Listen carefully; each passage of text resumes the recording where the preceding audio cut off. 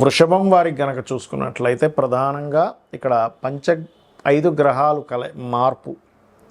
అందులో చంద్రుడైతే 2.5 రోజులకు మారుతుంటాడు. బట్ మిగతా ప్లానెట్స్ ఏవైతే ఉన్నాయో శుక్రుడు మనకి తులారాశిలోకి వస్తున్నాడు, మీ రాశి నుంచి 6వ భావంలోకి వస్తున్నాడు.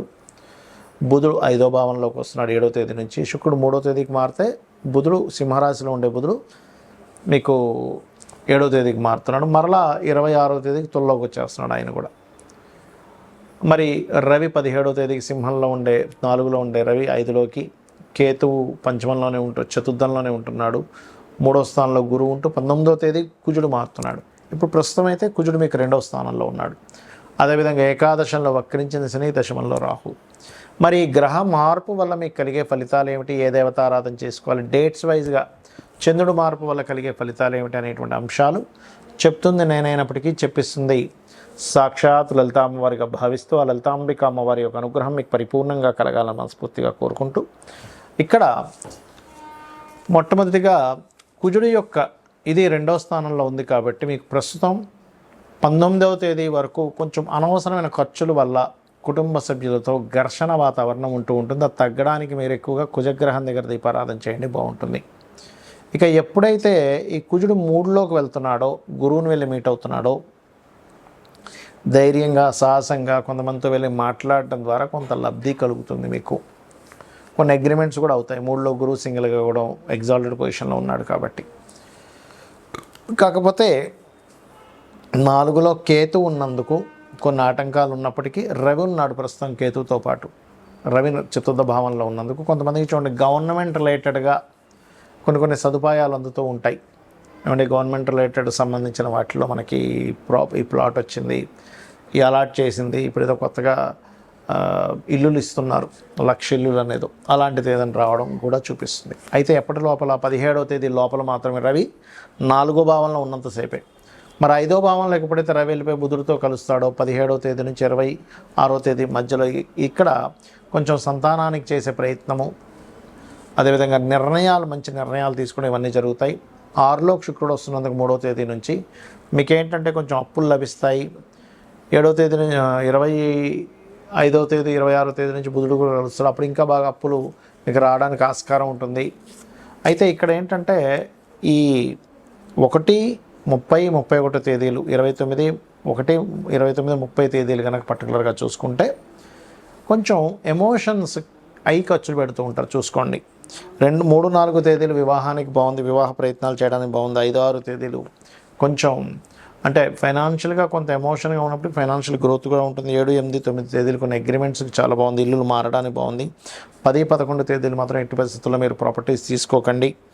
అదేవిధంగా 14, 15 తేదీలు అప్పులు లభించడానికి బాగుంది. కాకపోతే శుక్రుడు 6లో ఉన్నందుకు కొంచెం స్త్రీలతో అనవసరమైన మనస్పర్ధలు వస్తాయి. 14, 15 తేదీలు. 16, 17 తేదీలు వివాహ నిర్ణయాలు తీసుకోకండి. 24, 25 తేదీలు ఉద్యోగంలో ఎటువంటి తొందరపాటు నిర్ణయాలు తీసుకోకండి. 26, 27, 28 తేదీలు కొంచెం వ్యాపార సంబంధించిన విషయాల్లో కొద్దిగా జాగ్రత్తగా ఉండాలి. అక్కడ కూడా కొంత వివాహ సంబంధించిన విషయాలు కుదురుతాయి. చాలామంది నన్ను అడుగుతున్న ప్రశ్న ఏమిటంటే అసలు జాతకం ఎప్పుడు చూపించుకోవాలి, వాస్తు ఎప్పుడు చూపించుకోవాలి, ఈ రెండిటికి క్లారిటీ ఇస్తానండి మీకు. జాతకం పుట్టగానే చూపిస్తారండి. చాలామంది ఏంటంటే 12 ఏళ్ళ వరకు చూపించకూడదు, 8 ఏళ్ళ వరకు చూపించకూడదు అంటారు. ఎందుకంటే అది బాలారిష్టాలు ఉంటే చూసిన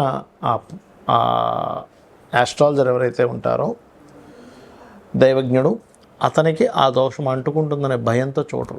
కానీ ఉపాసన చేస్తూ ఉన్నట్లయితే భారం మొత్తం అమ్మవారి మీద వేసి అమ్మవారు చూపిస్తుంది, అమ్మవారు పలికిస్తుంది అన్నప్పుడు ఇబ్బంది ఏమీ ఉండదు. గుర్తుపెట్టుకోండి.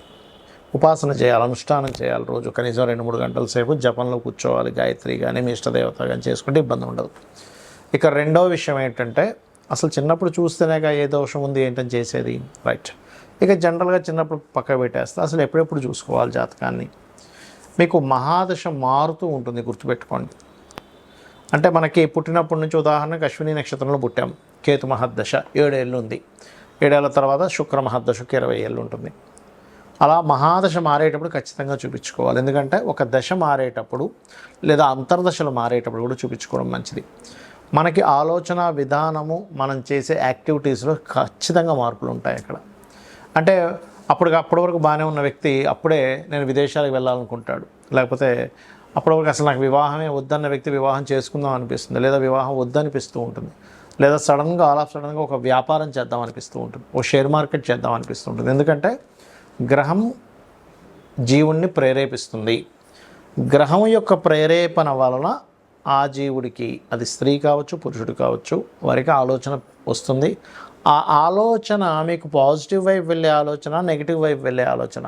ఎందుకంటే ఒక వ్యక్తి ఇంటి నుంచి వెళ్ళిపోయిన సినిమా ఫీల్డ్లోకి వెళ్ళిపోవాలని హైదరాబాద్కు మెడ్రాస్కి వెళ్ళిపోయి సూపర్ స్టార్ అయిన వ్యక్తి ఉన్నాడు. ఎందుకు పనికి రాకుండా వ్యసనాల బారిన పడ్డ వాళ్ళు ఉన్నారు. కాబట్టి ఇక్కడ పర్టికులర్గా ఏంటంటే ఈ విషయంలో ఎప్పుడైనా గుర్తుపెట్టుకోండి, గ్రహం మారినందుకు ఎటువంటి రిజల్ట్స్ ఇస్తుంది అనే దాన్ని బట్టి మహాదశ అంతర్దశ అన్నప్పుడు ఒకటి చూపించుకోవాలి. తరచూ యాక్సిడెంట్స్ అవుతున్నాయి, లాసెస్ అవుతున్నాయి, అనారోగ్యం అవుతుంది, లేకపోతే ఎప్పుడు గొడవలు అవుతున్నాయి, ఈ సందర్భాల్లో కూడా మీరు చూపించుకోవచ్చు. లేదా ఉద్యోగం మాటిమాటికి పోతుంది అంటే సిచ్యువేషన్స్, మీ లైఫ్లో సిచ్యువేషన్స్ డిఫరెంట్గా అవుతున్నాయి, దశ మారినట్టు మీకు తెలియదు, అప్పుడు కూడా చూపించుకోవాలి. అదేవిధంగా ఇల్లు మారేటువంటి విషయాల్లో గృహం మారుతున్నాము, గృహం మారేటప్పుడు కూడా మంచి గృహంలోకి వెళ్ళడం చాలా ముఖ్యం. ఎందుకంటే వాస్తు జాతకం ఎలా పనిచేస్తుంది, వాస్తు కూడా అంతే బ్రహ్మాండంగా పనిచేస్తుంది, గుర్తుపెట్టుకోండి. కాబట్టి ఇల్లు మీకు ఏ డైరెక్షన్ పనిచేస్తుంది, ఆ ఇల్లు యొక్క పదం ఎలా ఉంది, ఇల్లు కనుక బాగుంటే మీ లైఫ్ చాలా మటుకు సెట్ అవుతుంది. ఇది చాలా చాలా ట్రూ. ఇది నేను కొన్ని సంవత్సరాల పరిశోధనలో చెప్తున్నటువంటి అంశం, కొన్ని వందల వేల ఇల్లులు చూసిన తర్వాత. ఎందుకంటే మనం శాస్త్రాలన్నీ కూడా మనం భయపడడానికో కదా, మనం జీవితాన్ని హ్యాపీగా ఉండడం కోసం. ఇక రెండో విషయం ఏంటంటే, ఇక్కడ సొంతిల్లు కట్టుకునేటప్పుడు కట్టుకున్న సమయం నుంచే చక్కటి ప్లానింగ్, అంటే వాస్తుపరంగా పరిపూర్ణంగా ఉండే ప్లానింగు, అందులో పర్ఫెక్ట్గా డోర్ పదం ఎక్కడ పెట్టాలి, ఎక్కడ వాష్రూమ్స్ ఉండాలి, ఎక్కడ ఎటువంటి యాక్టివిటీ చేయాలి, ఇంట్లో ఎటువంటి రంగులు వేసుకోవాలి, అన్నీ కూడా వస్తాయి వాస్తు ప్లానింగ్లో. ఆ రకంగా మీరు ప్లానింగ్ చేసుకుంటే ఇంకా బాగుంటుంది. ఆ రకంగా ప్లాన్స్ కూడా ఇవ్వడం జరుగుతూ ఉంటుంది. అయితే ఇక్కడ ఇల్లు అద్దిల్లు అయినప్పుడు ఎలాగా అని సందేహం కలుగుతుంది చాలామందికి. అద్దింట్లో కూడా ఎటువంటి మార్పులు చేయకుండా, అంటే ఏదో పగలగొట్టకుండా తీసేయకుండా కూడా చేయవచ్చు, గుర్తుపెట్టుకోండి. అద్దె ఇంట్లో కూడా అంటే వాస్తు అంటే ఎంతసేపు దీన్ని మొత్తం కూల్చేయాలంటే మనము అద్దెంట్లో ఎక్కడ కుదురుతుంది అనుకుంటూ ఉంటారు. కానీ అద్దెంట్లో కూడా రంగుల ద్వారానో, వస్తువులు పెట్టుకునే అమరికలో తేడా ఉండడం వల్ల చిన్న ఇప్పుడు బ్లాకర్స్ అంటూ ఉంటారు, లేకపోతే చిన్న మెటల్స్తో కొన్ని రెమెడీస్ చేస్తాం వాష్రూమ్ ఉండకూడని ప్రదేశంలో ఉన్నప్పుడు. ఆ రకంగా కూడా మీరు చేసుకోవచ్చు.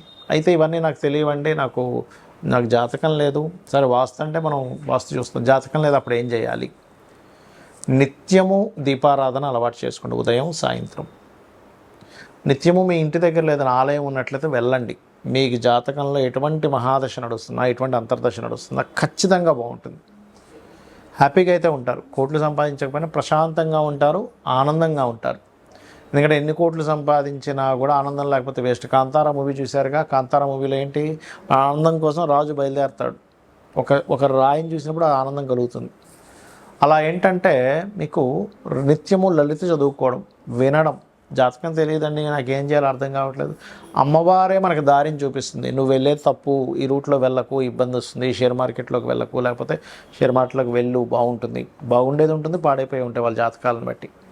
నీచభంగ రాజయోగాలు ఉన్నాయి, అద్భుతంగా కలిసి వస్తున్నాయి. విపరీత రాజయోగాలు ఉన్నాయి, అద్భుతంగా కలిసి వస్తున్నాయి. పంచమహాపురుష యోగాలు ఉన్నాయి, కొంతవరకు సపోర్ట్ చేస్తుంది జాతకాన్ని. ఆ రకంగా జన్మజాతకంలో అసలు ఏ దోషం ఉంది, ఏ యోగం ఉంది, ఎప్పుడు ఏది మనల్ని ప్రేరేపిస్తూ యాక్టివ్ చేస్తుంది అనే విషయాన్ని మనం జాతకం ద్వారా తెలుసుకుంటూ ఉండాలి. శ్రీమాత్రే నమః.